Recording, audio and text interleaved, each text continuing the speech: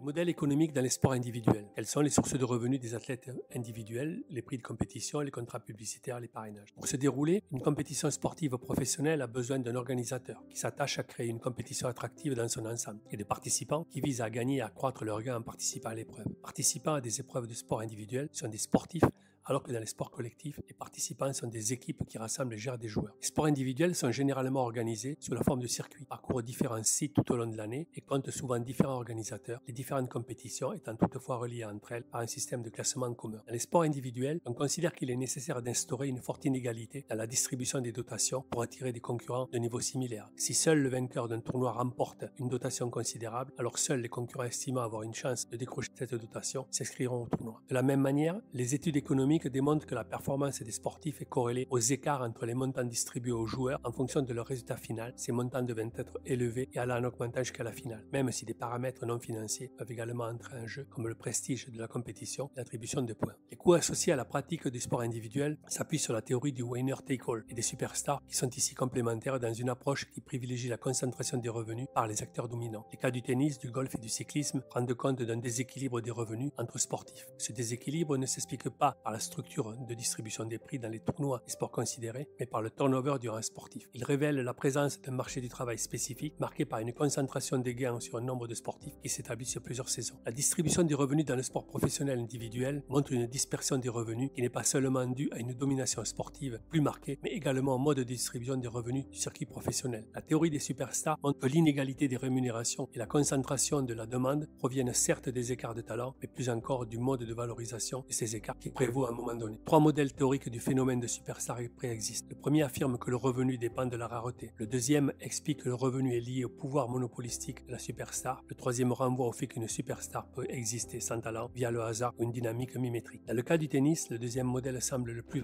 approprié, étant donné le niveau d'incitation économique à la performance sportive instaurée. On peut analyser aussi le cas particulier du cyclisme, dans lequel on va trouver que le monde du cyclisme est à la recherche d'argent frais. Selon différentes sources, plusieurs pistes sont à l'étude. Faire payer des spectateurs et injecter du capital de risque dans le cyclisme professionnel, le cyclisme étant l'un des derniers grands spectacles sportifs gratuits. Une autre piste porte sur la possibilité d'injecter du capital risque dans le cyclisme professionnel. Discipline ayant adopté la pratique du naming depuis plus de 50 ans, le modèle économique des équipes cyclistes et du World Tour repose encore aujourd'hui quasi exclusivement sur les recettes de sponsoring. Une très forte dépendance qui peut conduire à la disparition brutale de certaines structures professionnelles en cas de désengagement d'un partenaire à titre. Néanmoins, certaines équipes ont dernièrement entamé des stratégies de diversification de leurs activités pour réduire quelque peu leur dépendance au Neymar. Projet de Super League évoqué par One Cycling, rupture de contrat comme dans le foot, fusion avortée entre mastodontes, le cyclisme s'interroge plus que jamais sur son modèle économique imparfait qui contraste avec la professionnalisation de plus en plus poussée du peloton. Selon les médias britanniques, après le football, le golf et la Formule 1, le Fonds public d'investissement d'Arabie Saoudite, Public Investment Fund,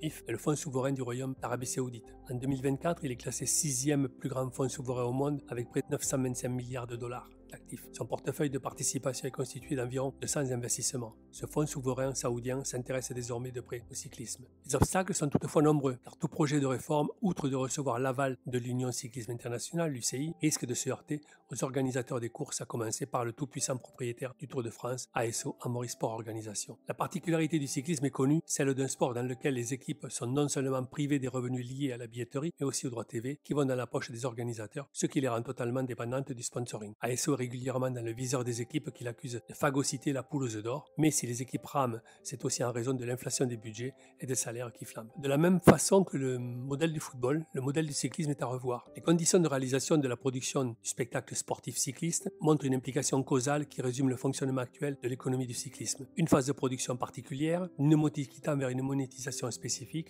et qui pousse à l'inflation de la masse salariale, avec une généralisation des déficits qui met en danger les structures professionnelles, la réalisation et la recherche d'investisseurs ou la disparition, et face à une régulation qui est plutôt molle. L'explication de la persistance des déficits doit être recherchée à notre niveau. La rareté des talents et l'imparfaite concurrence qui ne permet pas la subsidiabilité de leurs prestations, des recettes des équipes qui est limitée, l'augmentation des dépenses salariales sans limite théorique, l'augmentation tendancielle des dépenses, la faible rotation des effectifs, la présence de superstars persistantes dans des déficits. Une nouvelle direction pourrait s'engager pour réguler le cyclisme professionnel à court terme en abordant 5 pistes éventuellement à court terme. Une première d'entre elles passe par une alternative située à la frontière du salary cap et du fair play financier, un salary cap proportionnel aux recettes des équipes. Une alternative pourrait s'inspirer du modèle de la luxury cap, ainsi l'instauration d'une taxe proportionnelle au montant des dettes des clubs au moment des équipes endettées reversées aux équipes les plus vertueuses pourrait se révéler doublement dissuasive. Face à l'inflation de la masse salariale, une mesure instaurant une indexation obligatoire de celle-ci sur les revenus ou un revenu individuel maximum pourrait se révéler efficace à court terme. La restauration d'un équilibre compétitif entre les équipes professionnelles, la mise en place d'un système de transfert identique